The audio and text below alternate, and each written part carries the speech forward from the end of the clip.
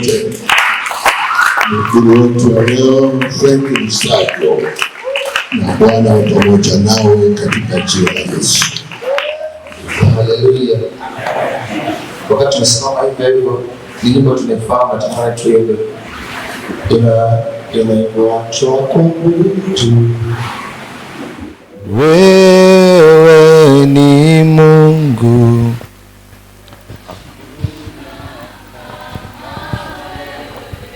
Yes, tuongeze sauti.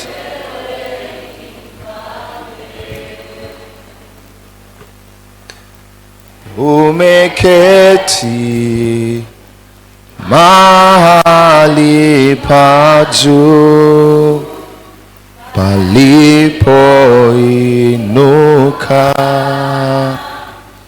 wewe ni mfalme. Turudie tena. Bwana, twakuabudu, twakuabudu, wewe ni Mungu, hakuna kama wewe.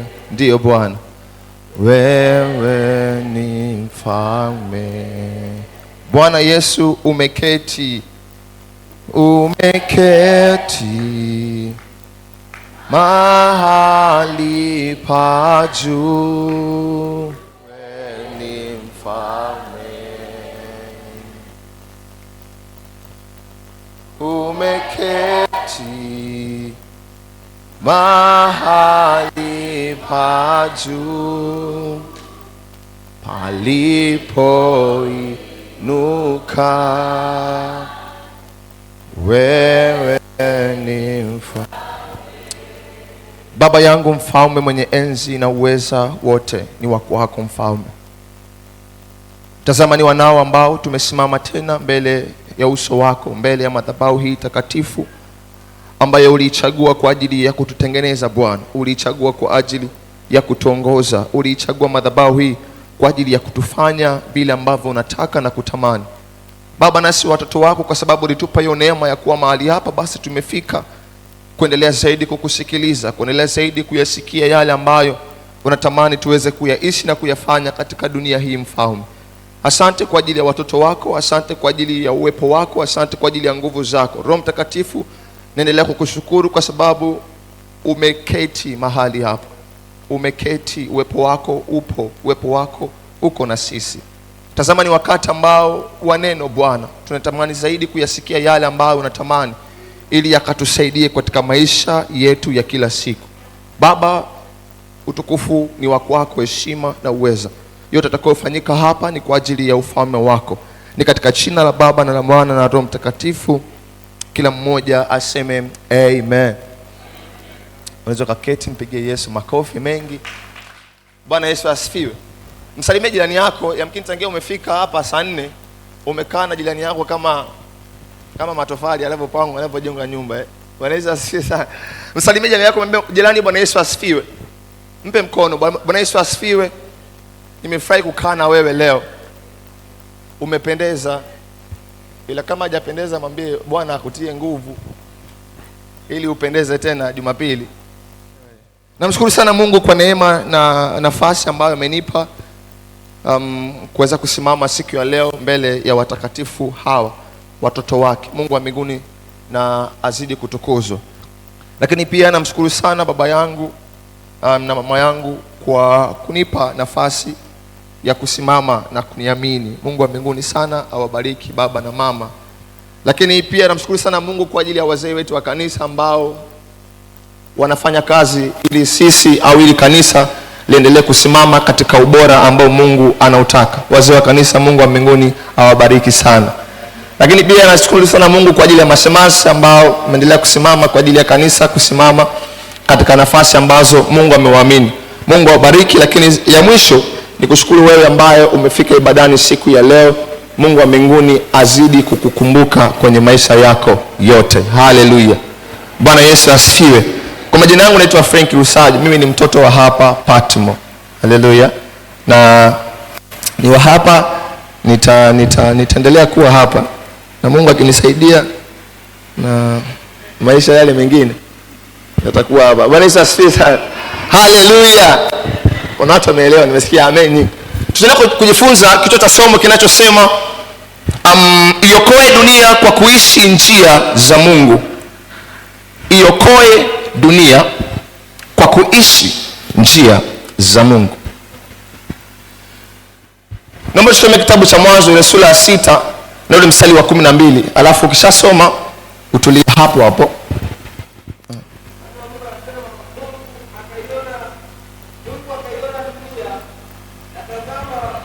Imeharibika, maana kila mwenye mwili amejiharibia njia yake duniani. Naomba rudia tena kwa sauti, anza mwanzo. Mungu akaiona dunia, na tazama imeharibika, maana kila mwenye mwili amejiharibia njia yake duniani. Asante. Bwana Yesu asifiwe sana. Wana jiografia na watu ambao wamewekeza muda wao mwingi sana kufanya utafiti wa mambo ambayo huwa yanatokea duniani. Kuna wanajiografia moja walifanya utafiti na wakatoa hii comment ambayo naenda kuzungumza, wakasema dunia hii tulionayo au dunia hii tulioko sasa hivi ni dunia ambayo imesababishwa na vitu vingi sana. Hii miamba ambayo tunaiona au hii maji tunayoyaona, ardhi ambayo tunakanyaga, wakasema imesababishwa na vitu vingi sana. Kati ya vitu ambavyo walisema imesababishwa, wakasema dunia hivi ilivyo ni kwa sababu ya vitu viwili vilivyokutana pamoja, alafu vikatengeneza haya mambo yote ambayo tunayaona according to wao. Bwana Yesu asifiwe sana. According to wao wakasema hii dunia iko hivi, ardhi tunaiona, haya maji tunayaona, ni kwa sababu kuna kitu kimoja kiliungana na chenzake kikatengeneza vitu ambavyo tunaona. Wakasema cha kwanza kulikuwa kuna gesi, alafu cha pili kukaa kuna dust au uchafu. Bwana Yesu asifiwe sana. Kwa wakasema uchafu ulivyokutana au ulivyoungana na gesi ikaanza kutengeneza vitu vifuatavyo. Cha kwanza wakasema ikatengeneza hii ardhi ambayo tunayo.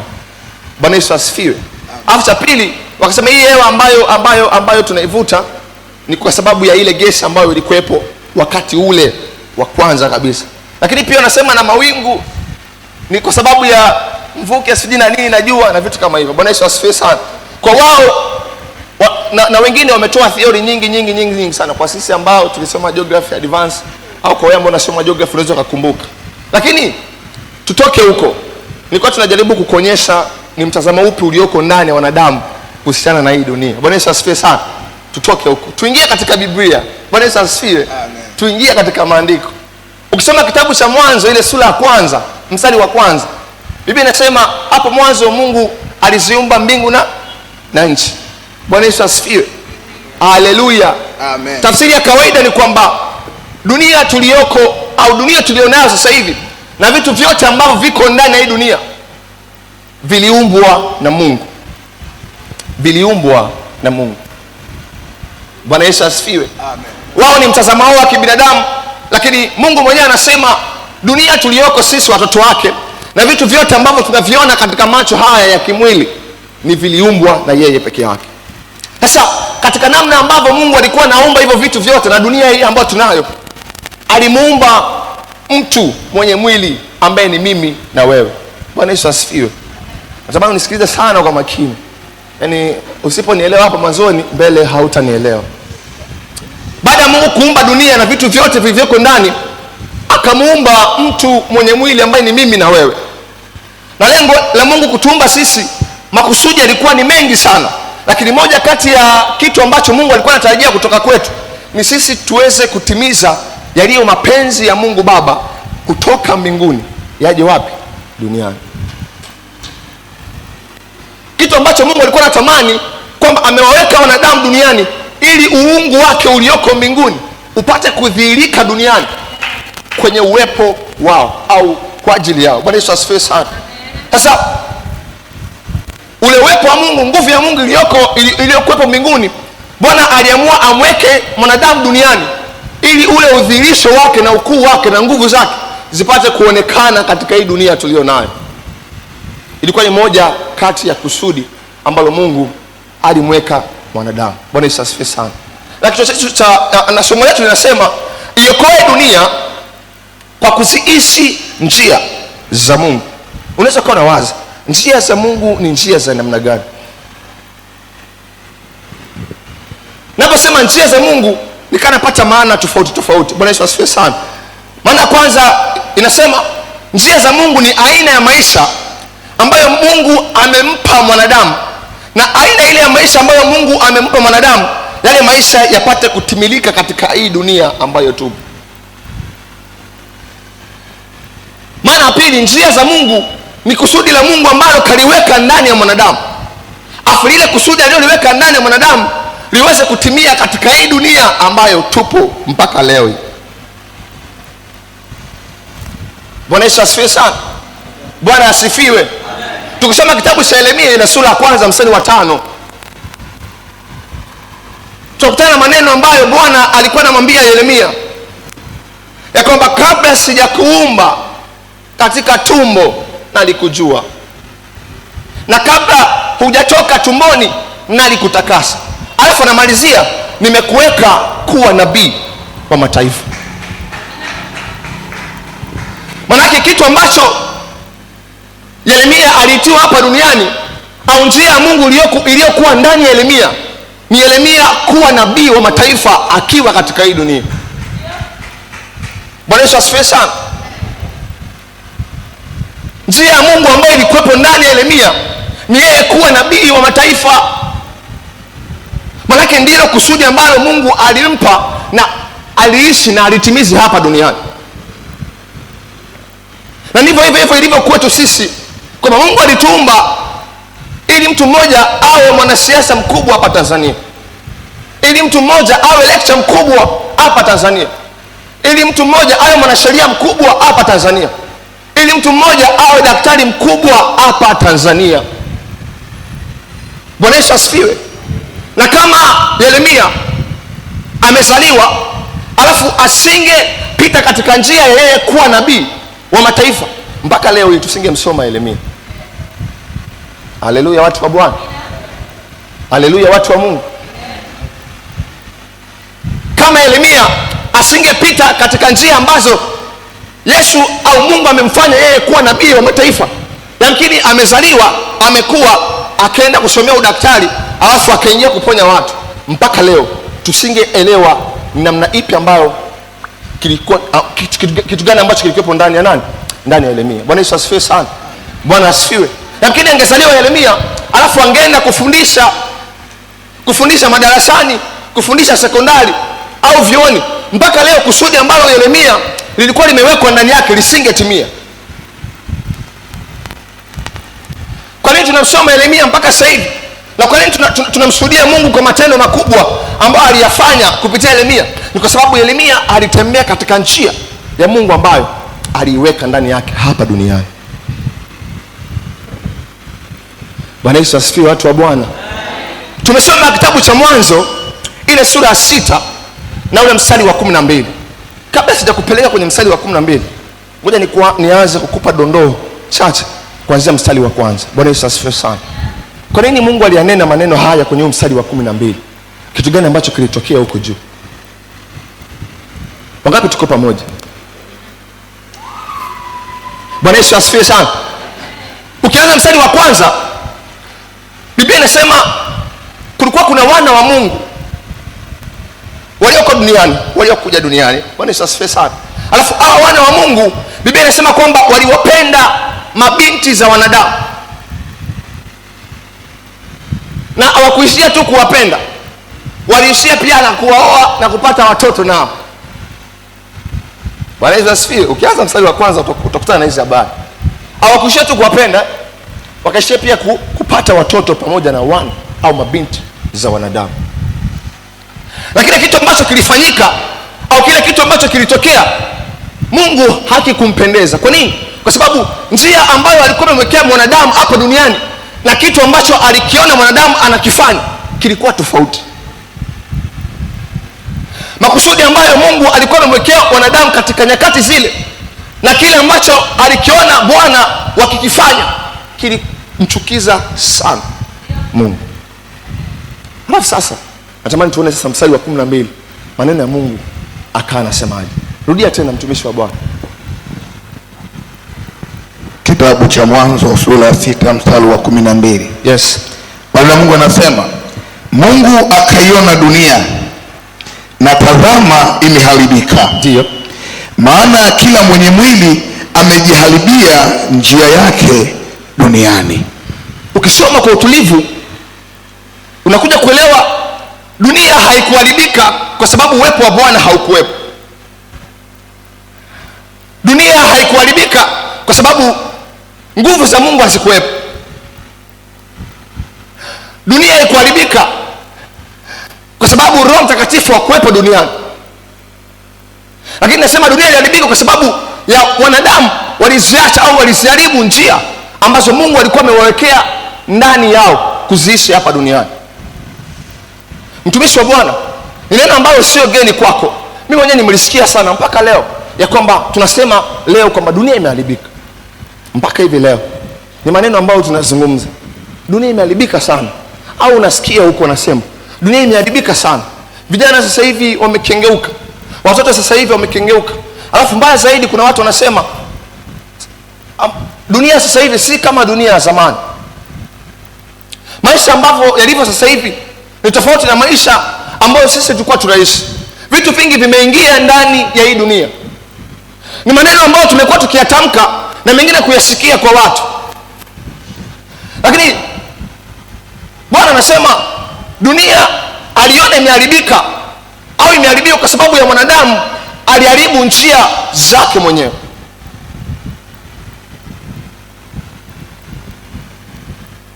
Mpaka leo hivi tunaona dunia haijakaa sawa mpaka leo.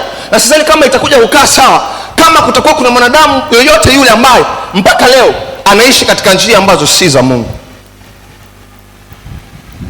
Bwana Yesu asifiwe sana. Bwana asifiwe. Kuna watu ambao waliumbwa ili waje kuwa viongozi bora sana katika nchi yetu ya Tanzania, nichukulie mfano, au katika dunia hii.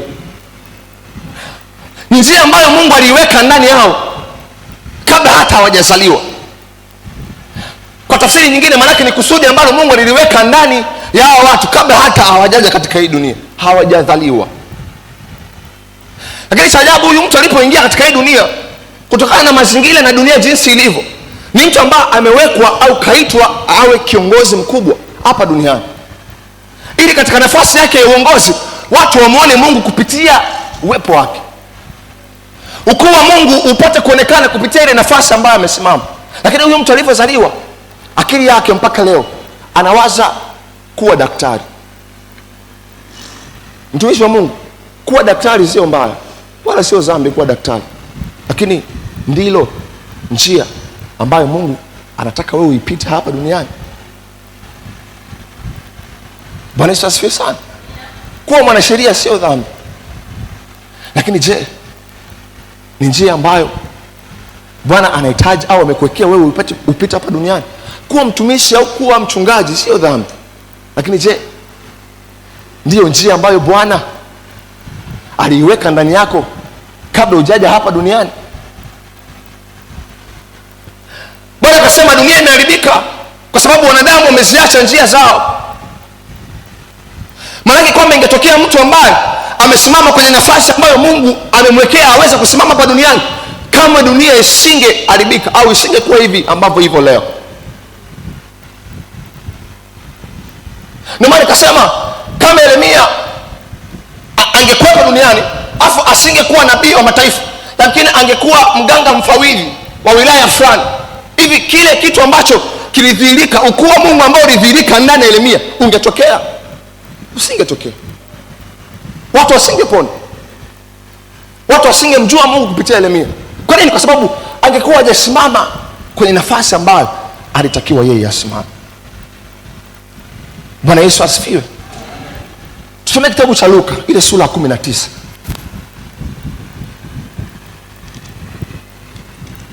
Na mstari wa 8 mpaka wa 10. Twende haraka haraka kidogo.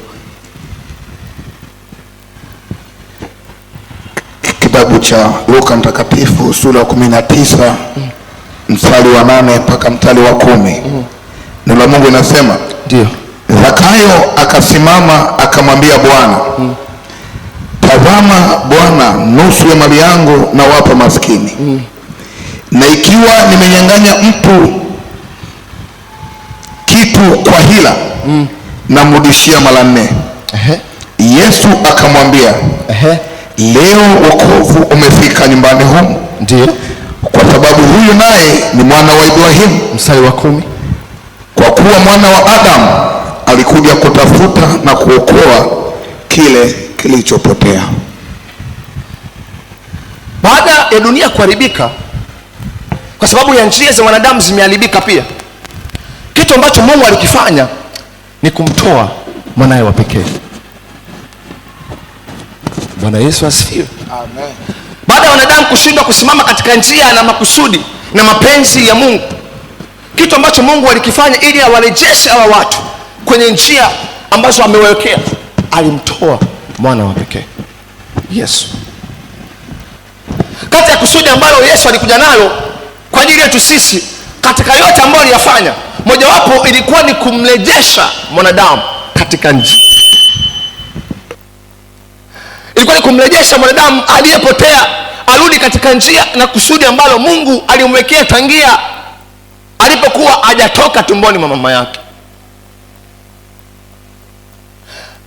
Moja kati ya kazi ambayo Yesu alikuwa nao ni kuwarudisha watu kwenye njia zao, kuwarudisha watu kwenye mapenzi ya Mungu, kuwarudisha watu kwenye makusudi ya Mungu hapa duniani.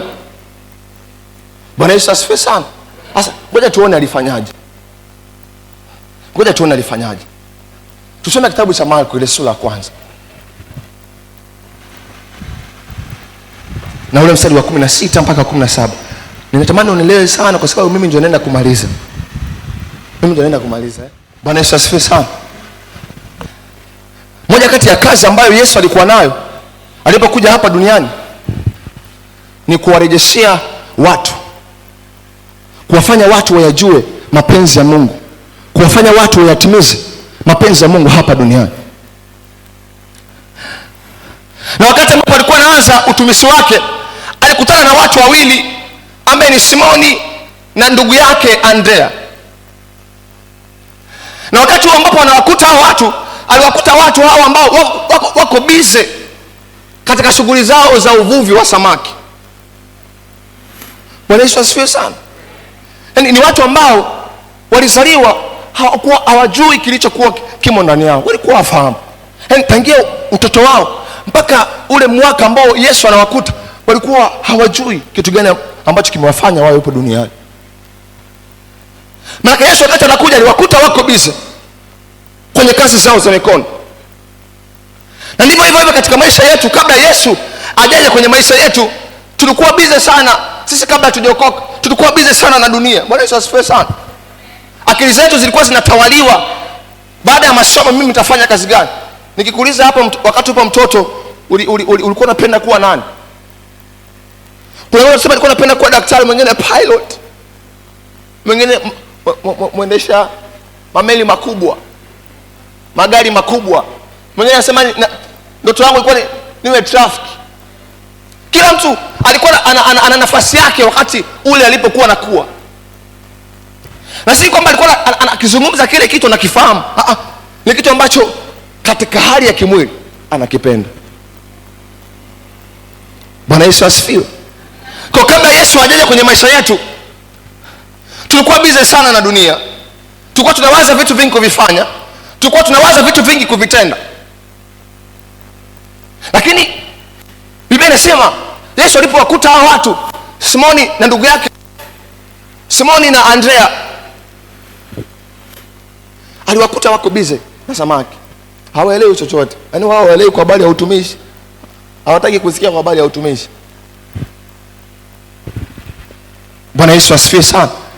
Bwana Yesu asifiwe. Kitu ambacho alikifanya Yesu, au kitu ambacho alikitenda Yesu kwa watu wawili, tunakiona katika mstari ule wa 17. Biblia inasema hivi, Yesu akawaambia, njoni mnifuate, nitawafanya kuwa wavuvi wa watu.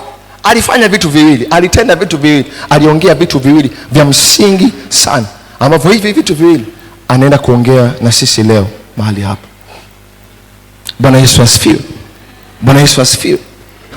Ili uweze kuwa na mtu ambaye utaweza kuiokoa hii dunia, kama somo letu linavyosema, ili uweze kuwa mtu ambaye una ticket ya kuweza kuibadilisha hii dunia jinsi ilivyo na ikawa vile ambavyo Mungu anataka, lazima uwe na vitu viwili. Lazima uwe na vitu hivi viwili. Kitu cha kwanza, Yesu akawaambia, njooni mnifuate. Njooni mnifuate.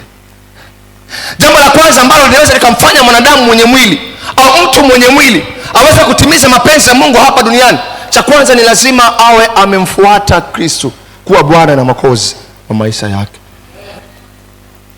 Tumpigie Yesu makofi.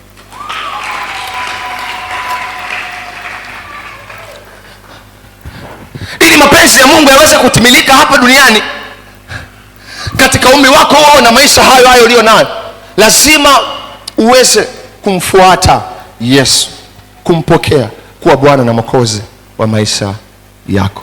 Kwa mtu anaweza kana waza, mbona hicho kigezo ninacho? Mbona mimi nimempokea Kristo? Anawaza, maana yake mimi naweza nikawa ni mtu ambaye nikabadilisha ulimwengu. Sikia nikwambie,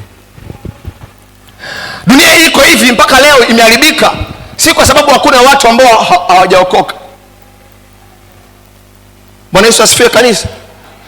Tunaona majanga mengi yanainuka na matendo mengi mabaya katika hii dunia, si kwa sababu hakuna watu ambao wamempokea Kristo kuwa Bwana na Mwokozi wa maisha yao.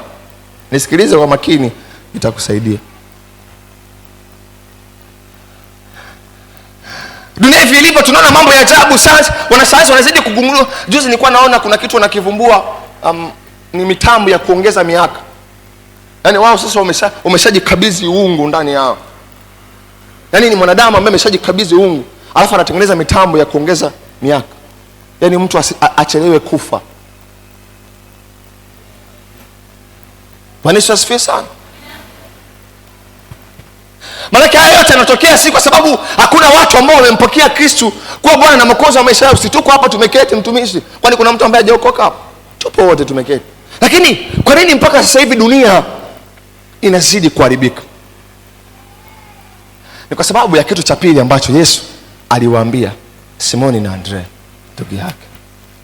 Na hichi kitu cha pili ni kitu ambacho kimekosekana kwa watu wengi, hata ambao wanamjua, wamempokea Kristo kwa Bwana na Mwokozi wa maisha yao. Kitu cha pili ni hiki hapa. Baada ya Yesu kuambia njooni mnifuate, kitu cha pili akawaambia, nami nitawafanya kuwa wavuvi wa watu. Nami nitawafanya kuwa wavuvi wa watu.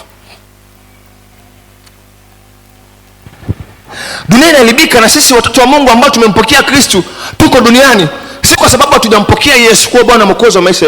Tumempokea, lakini kitu ambacho kinafanya kusiwepo na mabadiliko makubwa au uwepo wa Mungu na udhihirisho wa Mungu au nguvu ya Mungu isitembee katika kiwango kikubwa hapa duniani, kwa sababu kuna mtu mmoja amempokea Kristo kuwa Bwana na Mwokozi wa maisha yake, alafu hajajua baada ya wokovu Mungu amemwekea nini aweze kufanya. Ninaongea na kijana hapa, naongea na mtu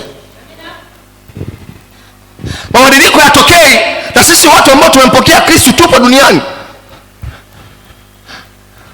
Na watu wengi zaidi tumekuwa tukijivunia miaka ambayo tumeokoka. Kuna watu kusimama kwa nawasikia vijana wanatambiana kwamba mimi na muda mrefu sana kwenye wokovu. Mimi akaambia wewe umeokoka miaka 2000 na ngapi? Akasema sijui 2015. Akasema muona sasa wewe bado mchanga. Mimi 2005. Yaani nimekuta wapo kabisa wako serious. Wanabishana, yaani wanajivunia kwa habari ya muda. Kukaa muda mrefu kwenye wokovu sio dhambi, mtumishi wa Mungu. Lakini umekaa muda mrefu kwenye wokovu, maisha ambayo umeanza kuyaishi au maisha ambayo ulianza kuyaishi baada ya wewe kumpokea Kristo, mpaka leo umepita katika njia ambayo Yesu anataka wewe upite.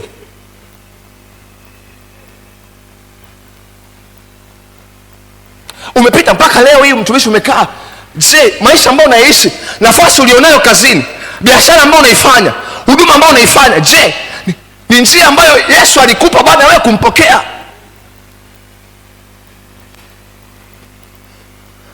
Dunia mpaka leo imeharibika, si kwa sababu watu ambao tumempokea Kristo hatupo. Tena tunavaa vizuri sana, lakini bado kila wakati, kila siku vitu vingi vinazidi kuinuka. Si kwamba watakatifu wa Bwana hawapo, lakini kuna watu ambao wamempokea Kristo lakini hawajajua ni kitu gani ambacho Mungu anataka wao wapate kukiishi baada ya wao kumpokea. Mtumishi, Bwana hajakuokoa kwa hasara. Hii neema ulionayo ya kumpokea Kristo, kuna zaidi ya kufanya kuliko kujivunia au kuambia watu umeokoka. Kuna zaidi ya hicho. Kitu ambacho alikifanya Yesu baada ya kuambia wao wamfuate, maana ni sisi pia alikifanya kwenye maisha yetu. Alitukuta watu tunavaa vibaya, tulikuwa masharobalo sana.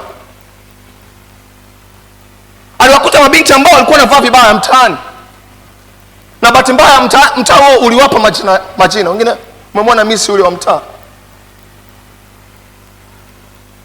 Wakati Yesu anakuja alitukuta katika hayo maisha, na ndivyo ambavyo aliwakuta Simoni na Andrea wapo katika hayo maisha.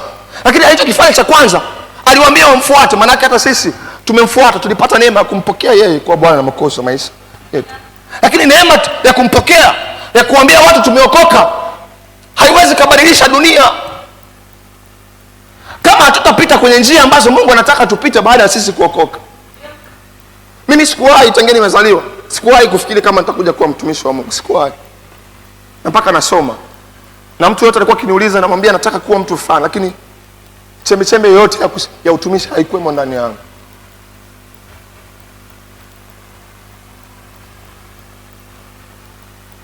Lakini kitu ambacho Mungu alikifanya baada ya kunipa neema, alianza kunitambulisha ni kitu gani ambacho natakiwa nikiishi. Yote yale ambayo nilikuwa nayo kwenye kichwa yamekufa, mtumishi wa Mungu.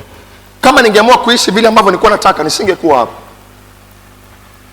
Na mimi ningekuwa mmoja wa watu waliosababisha dunia hii kuharibika. Kwa nini? Kwa sababu sijasimama kwenye nafasi yangu, sijasimama kwenye kusudi la Mungu. Mtumishi wa Mungu, si wote wameitwa kuajiliwa. Umemaliza chuo, unapambana sana kutafuta kazi. Umejua mkini Mungu amekuwekea ujiajiri mwenyewe ili uajiri watu wengine. Hivi mtumishi, unahisi ukiajiriwa utaweza kumwajiri mtu mwingine? Yaani wewe umeajiriwa kwenye kazi yangu, alafu na wewe unasema unatafuta watu uajiri kwenye kazi yangu, unaweza? Kuna watu wanahangaika usiku, sijasema ajira ni mbaya. Wanahangaika usiku na mchana kutafuta kazi, lakini haujajua yamkini Mungu amekuweka wewe ujiajiri mwenyewe ili akuletee watu ambao watamjua kupitia kazi ambayo umeianzisha, watamjua kupitia nafasi ulio nayo. Bwana amekuwekea ujiajiri ili uajiri watu ambao hawajaokoka, wakikutana na wewe waione nuru ya Kristo, wapate kumjua Kristo. Lakini unasimama usiku na mchana kuhangaika kwa sababu umeokoka, lakini bado hujajua Mungu amekuitia kuwa nani. Unapita katika njia ambayo mpaka leo haimzalii matunda Mungu chochote kile. Na mtumishi wa Mungu, kuwa mwanasiasa uliokoka sio dhambi. Bwana amekuumba na kusudi lako wewe ni akupe position ya kuwa mwanasiasa katika hii dunia, ili watu wapate kumjua Mungu kupitia nafasi yako. Watu watakapokuona umesimama kwenye usiasa wako, wamfurahie Mungu wako unayemtumikia. Hasa mtumishi, umeitiwa huko, wewe kila siku unahangaika na unaenda kuhubiri mtaani. Kuhubiri mtaani sio dhambi, lakini ni nafasi, ni position ambayo Mungu amekupa. Mtumishi wa Mungu, kuhubiri mtaani sio dhambi, lakini je, kitu ambacho unakifanya ndicho ambacho Mungu amekutambulisha baada ya wewe kumfuata? Kwa tunajikuta dunia inaharibika, si kwa sababu watu waliompokea Kristo hawapo, lakini kwa sababu watu wenyewe waliompokea Kristo hawapiti katika njia za Mungu. Hivi mfano nikuulize, baada ya Yesu kuambia Simoni na Andrea mnifuate, okay, wangemfuata.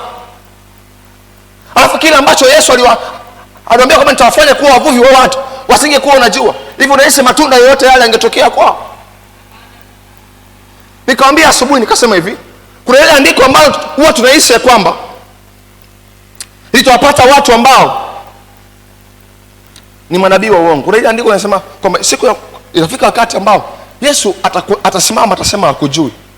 Kwa mimi sikujui mwanangu. Utaambia Yesu, mbona nilitoa pepo kwa jina lako? Mbona nilichukua Biblia nikaenda kuwashuhudia watu neno lako? Mbona nilikuwa natoa sadaka? Mbona nilikuwa nawaambia watu habari zako njema? Lakini Yesu anasema Mimi siwajui. Atakwambia hakujui. Kwa nini? Kwa sababu kila kitu ambacho ulikuwa unakifanya duniani wakati wote ule ambao ulikuwepo duniani si kitu ambacho Mungu alikuwekea ufanye. Unajikuta umepoteza muda mrefu sana kufanya hicho kitu ambacho unakifanya, alafu hakuna matunda yoyote yale ambayo Mungu anayapata. Na kitu kingine, mtumishi, ukitaka kujua kitu ambacho unakifanya leo ni njia ya Mungu ambayo Mungu amekuwekea, lazima hicho kitu ambacho unakifanya kiwe na mabadiliko makubwa kwa watu wengine. Yaani ukiona unafanya kazi au umeajiriwa, alafu sehemu ambayo umeajiriwa watu wanamtukuza Mungu kupitia wewe, hapo ni sehemu sahihi. Si kama kuna mtu ananielewa? Bwana Yesu asifiwe sana. Yaani kama unafanya huduma unamtukuza Mungu, alafu hiyo huduma unaifanya watu wanamtukuza Mungu kupitia uwepo wako, ni sehemu sahihi.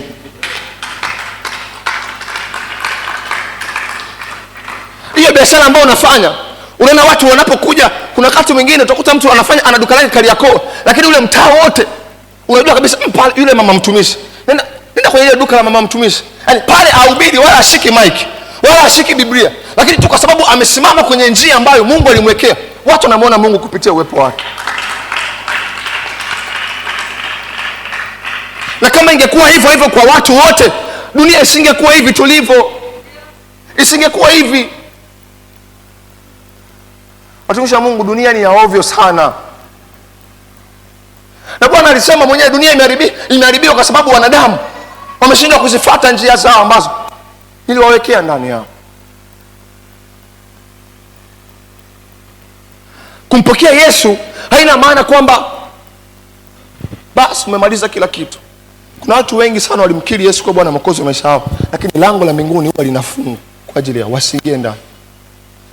Na walimkiri Yesu kwa Bwana, walimpokea. Na watu wataambiwa hawajulikani na Yesu, si kwa sababu walikuwa ni manabii wa uongo, no. Kwa sababu wamepata neema ya wokovu, halafu hawajaanza kutembea kwenye makusudi ambayo Mungu amewekea. Unajikuta una miaka 5, 6, 7 kwenye wokovu wako, lakini mpaka leo Mungu haujamzalia matunda yoyote hiyo. Yaani hakuna matunda yoyote yale ambayo Mungu amemzalia mpaka leo kwenye wokovu wako. Unajua kwa nini? Kwa sababu unaishi maisha ambayo si ambayo Mungu amekuwekea. Bwana Yesu asifiwe sana. Bwana asifiwe. Bwana akaniambia hivi, naenda kumalizia. Akasema kawaida ya vitu vyangu. Kawaida ya vitu vyangu. Akaniambia kawaida ya vitu vyangu huwa vipo katika njia ambayo kila mtu nimemwekea. Yaani mtumishi wa Mungu, unaweza kuwa unapambana, unafunga kuomba kwa habari ya mali, Mungu akupe fedha, Mungu akupe gari, lakini mpaka sasa hivi mwaka wa 5 wa 6 na hauna gari. Unajua ni kwa nini? Kwa sababu gari lako lipo kwenye njia yako. Gari lako lipo kwenye katika kuliishi kusudi la Mungu. Nyumba yako kujenga ipo katika kuliishi kusudi la Mungu. Baraka zako zipo katika njia ya kuliishi kusudi la Mungu. Kibali chako lipo katika njia ya kuliishi kusudi la Mungu. Na unajikuta vitu vyote hivyo mpaka leo hauvipati. Na si kwamba uviombe, unaviomba, lakini Mungu aweze akavitoa kwenye njia ambayo amekuwekea upite ili uvikute, akakuletea kwenye njia ambayo haumzalii matunda. Sio Mungu. Hatuna Mungu wa namna hiyo. Bwana Yesu asifiwe sana. Bwana asifiwe. Na kuna wakati tumekuja na maswali. Kuna watu wanasema mimi niokoke wakati naona walokole wengi ni maskini. Unajua kwa nini wanasema hivi? Na kuna wakati ukiwasikiliza vizuri ukikaa, unaona kabisa mbona kama huyu mtu anaoja. Bwana Yesu asifiwe sana. Mbona kama huyu mtu anaoja. Ukikaa ukiangalia, ni kweli tumempokea Kristo, lakini hakuna matunda ambayo tunayaona kwenye maisha yetu au kwa Mungu, kwa sababu tu hatujaishi maisha ambayo Mungu anataka tuweze kuyaishi. Mtumishi wa Mungu, Mungu anahitaji uwe daktari, amekuweka uwe daktari, ila mpaka leo umekazana na maakaunti na mahesabu mpaka leo. Mtumishi wa Mungu, Mungu alikuita na amekuwekea huduma ya uchungaji ndani hapo, lakini mpaka leo umekazana kwenye maposition ya kuwa kiongozi, mwanasiasa. Mimi mwanasiasa. Na tunavyozidi kukaa bila kusimama kwenye nafasi ambazo Mungu ametupa, ndivyo ambavyo tunasababisha dunia kuendelea zaidi kuharibika. Tiketi ya kwanza, tiketi tunayo kwa sababu hakuna mtu yeyote yule ambaye hamjui Yesu, hajampokea Yesu kuwa Bwana Mwokozi wa maisha yake, alafu akatimiza mapenzi ya Mungu duniani. Ni ngumu sana, haiwezekani. Yaani kama una ndugu yako hajampokea Yesu na ukahisi kwamba maisha ambayo anaishi ni bomba na ni mazuri yanampendeza Mungu, si kweli. Kwa sababu kati mpango mmoja ambao Yesu alikuwa nao kabla hajawarudisha wanadamu kwenye njia zao, alianza kuwaambia wamfuate yeye kwanza. Maana tiketi ya kwanza, ili tuweze kubadilisha hii dunia, lazima apatikane mtu ambaye amemfuata Yesu. Hicho kigezo sisi tunacho, watumishi hapa, hiyo tiketi tunayo.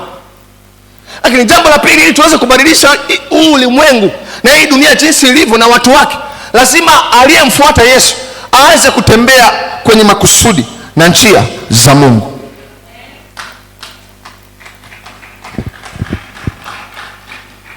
Nikatolea mfano asubuhi, nikasema hivi, watumishi, tunao tiketi ya kumpokea Yesu kama hivi tulivyo wote hapa, tuna tiketi.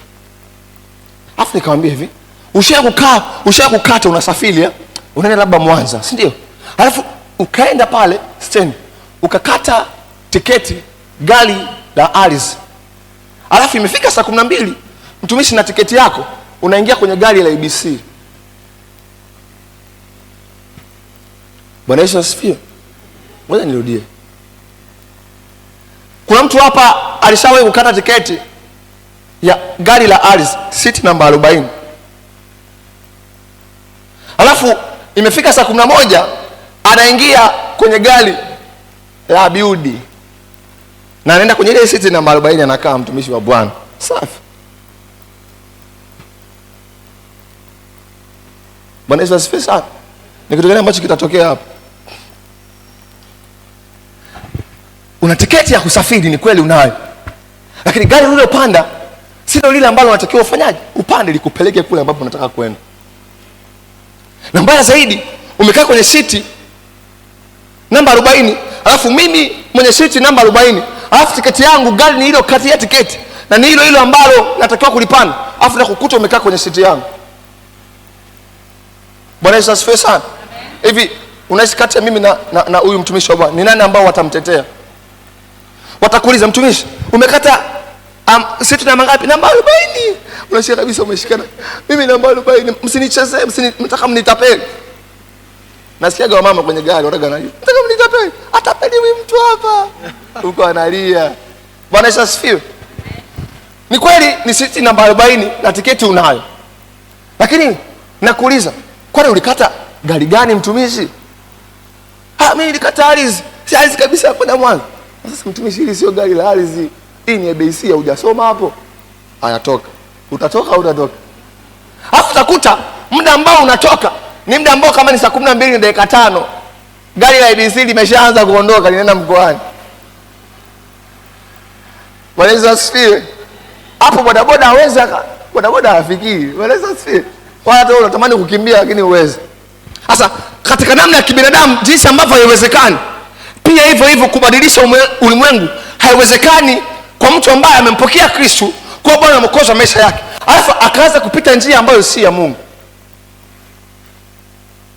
Wangapi wamenielewa? Bwana Yesu asifiwe sana. Haiwezekani una tiketi ya kumpokea Yesu kwa Bwana Mwokozi wa maisha yako, afu gari ambayo unatakiwa kulipana ni ardhi, mtumishi. Huduma yako au ili Mungu adhihirishe ukuu wake ndani yako ni kwenye masuala mazima ya siasa, alafu mtumishi wa huko busy unafundisha wanafunzi wa sekondari. Alafu baadaye baada ya miaka 200 unakaribia kuzeeka, unakuja kujua kumbe Mungu hakunitia kuwa mwalimu, alinitia kumbe kuwa mwanasiasa. Alafu unakuja kujua mwaka mmoja, rest in peace kamani. Bwana Yesu asifiwe sana. Bwana asifiwe. Unajikuta umepoteza miaka mingi sana, unajizalia, maana hiyo ni kujizalia matunda yako mwenyewe, lakini haujamzalia Mungu matunda yoyote haya. Bwana Yesu asifiwe sana. Dunia tulionayo inatusubiri, na inasubiri watu ambao tayari wameshamfuata Yesu. Haiwasubiri watu ambao hawajamfuata Yesu, inawasubiri watu ambao tayari wameshampokea Yesu kwa Bwana Mwokozi wa maisha yao. Lakini kitu kingine, inawasubiri pia wale watu ambao baada ya kumpokea Yesu wameanza kutembea kwenye nafasi zao. Kama mtu ameitwa kuwa nabii, basi ameanza kutembea kwenye unabii. Kama mtu ameitwa kuwa mwalimu, basi ameanza kutembea kwenye ualimu. Bwana Yesu asifiwe sana kanisa. Naomba tusimame.